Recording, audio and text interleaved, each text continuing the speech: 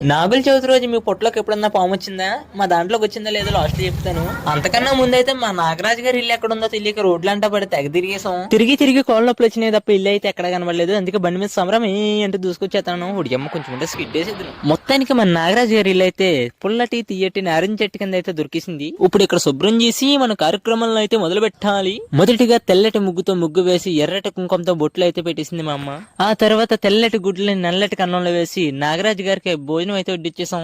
ఇంతకీ ఇందులో ఉన్నదే నాగరాజు అంటారా నాగరాణి అంటారా? అయితే ఒక పని చేయరా, ఇందులో చేయి పెట్టు, నేను ఎవరో బాగా తెలుస్తుంది.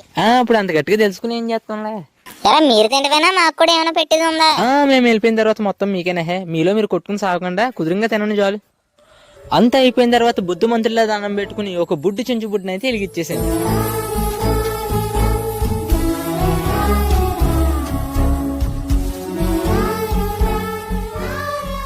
ఆ తర్వాత మా నాన్న సైలెంట్ గా టపాకైతో నాకు తడిసిపోయేలా నా మీద అయితే వేసాడు.